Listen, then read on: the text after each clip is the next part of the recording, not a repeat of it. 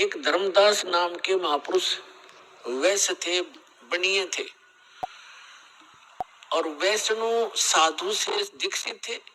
विष्णु जी के पुजारी थे, विष्णु जी को इष्ट मानते थे, साथ में शंकर भगवान की भी पूजा करते थे। जैसे भी हमारे धर्म गुरुओं ने हमारे को जो ज्ञान दे रखा है, हम वैसे ही वो लगा हुआ था।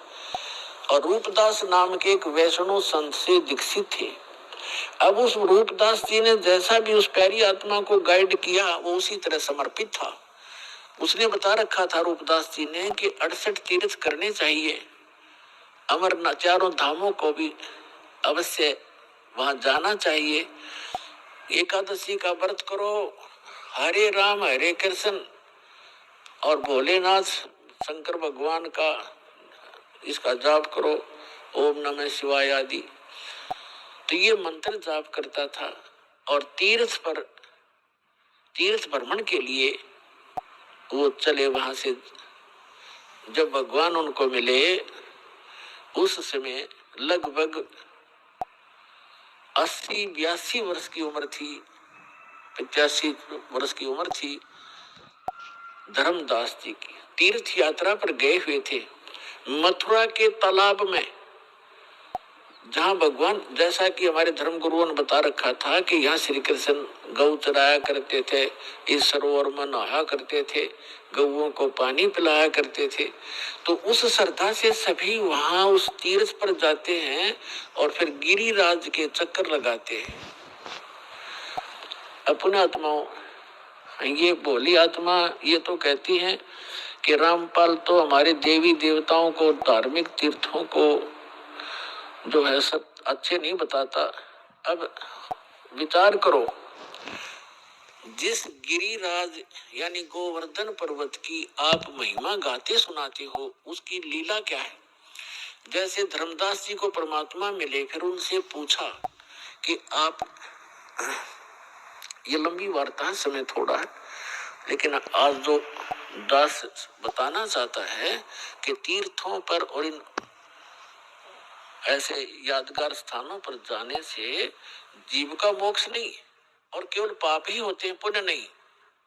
क्योंकि पुण्य तो इसलिए नहीं कि शास्त्र, श्रीमद् भगवद गीता में वर्णन नहीं उसका, और जो शास्त्र में वर्णित साधना नहीं है, वो अध्याय नंबर 16 के गीता के मंत्र 23 में स्पष्ट ही कर दिया है कि शास्त्र विधि को त्याग कर जो मनमाना आचरण करते हैं उनको कोई लाभ नहीं होता, ना सुख होता, ना गति होती, और ना उनको कोई सिद्धि प्राप्त होती, यूजलेस। तो धर्मदास जी को परमात्मा एक जिंदा महात्मा के रूप में मिले। पहले तो तालाब में नहाए, फिर विष्णु जी की एक मूर्ति शालिग्राम था, उसको नहाया धोया, नए कपड़े पहनाए, पुराने कपड़े धो कर सुखा दिए भगवान के। फिर धूप दीप दे करके उसको जो ऐसे धूप धाप दे कर ला गया गीता का पाठ करने। परमात्मा निकट से बैठ के 20-30 फुट की दूरी, 50 फुट की दूरी पे, और ध्यान से सुन रहे हैं, जैसे बहुत अच्छा लग रहा है। धर्मदास जी ने भी उस दिन एक अध्याय करा करता पाठ था, उस दिन 4-5 मोटे से 4-5 अध्याय सुना दिए। ये जान करके ये सामने बैठा एक मुसलमान हमारे धार्मिक ग्रंथ ज्ञान से कितना प्रभावित है। जब सारा कुछ सुना लिया, जो भगवान निकट आकर बैठ गए और कहा, हे महात्मा जी, मैं भटकी हुई आत्मा हूँ। देखो पुण्यात्माओं, हमारे पिता ने हमारे तक पहुंचने के लिए कितना कैसे छिद्र करने पड़ते हैं, क्योंकि काल ने हमारी इतनी बुद्धि खराब कर दी इस गलत ज्ञान से, और यह झूठे सुख में इतने रंग दिए। ब्रह्मा विष्णु महेश को इष्ट मानकर हमारी पूजा में, इनकी पूजा में दृढ़ कर दिए।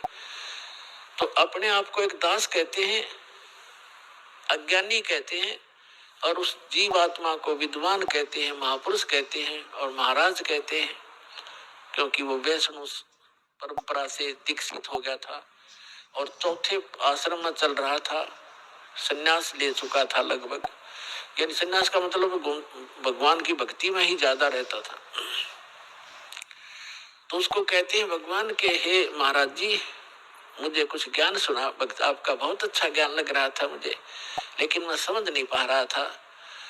तो फिर लगा धर्मदास जी ने बताया कि 68 तीर्थ करने चाहिए, राम कृष्ण का जाप करना चाहिए, ओम नमः शिवाय का जाप, यानी भगवान शिव की भक्ति करनी चाहिए। तो भगवान ने कहा कि मुझे आप अपना दीक्षा दे दो, मुझे मैं कुछ भक्ति कर लूं। तो धर्मदास जी ने कहा कि मैं दीक्षा देने का अधिकारी नहीं हूं और ऐसे कोई दीक्षा देने से कोई लाभ नहीं होता।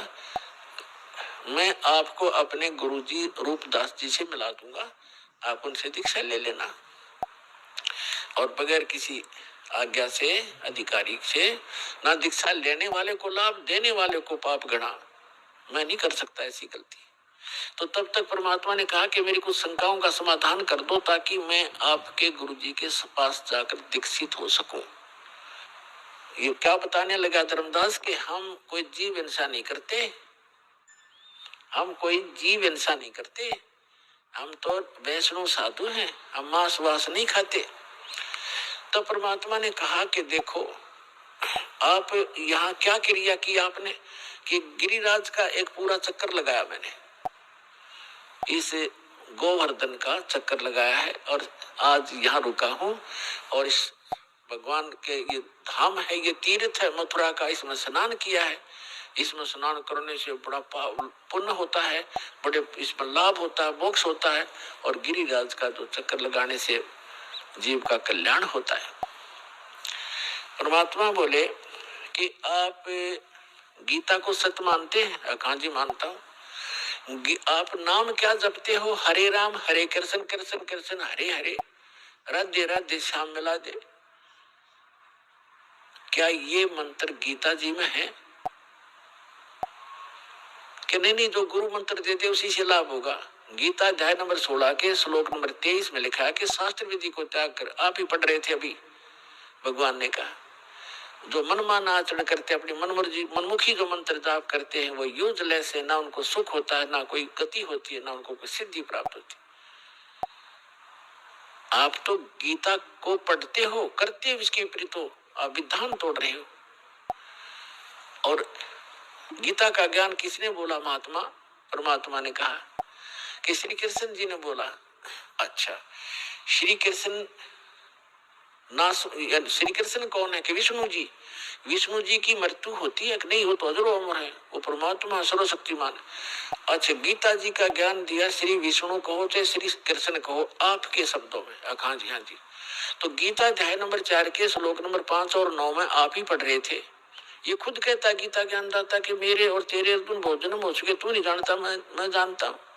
दूसरे अध्याय के 12वें श्लोक में आपने पढ़ा, यानी परमात्मा ने ये संकेत में बताया कि अभी आप पढ़ रहे थे, वो खुद कह रहा है कि मेरी जन्म मृत्यु होती है। ये 10 श्लोक बता रहा है आपको। और 10वें अध्याय के दूसरे श्लोक में कहा कि मेरी उत्पत्ति को ना ये देवता जानते। स्तब्ध हो गया एकदम, जैसे सुन हो जाकर। और आप कहते हैं जरूर है। और ये खुद कहता 18वें अध्याय के 62वें श्लोक में कि यदि तूने पूर्ण मोक्ष चाहिए तो उस परमेश्वर की शरण में जा, उसकी कृपा से तो परम शांति को, सनातन परम धाम को प्राप्त होगा। वो परमात्मा कौन है उसके बारे में बताओ मुझे, तब मैं दीक्षा लूं तुम्हारे से। तो नाराज हो गया भगवान, नाराज हो गया कौन?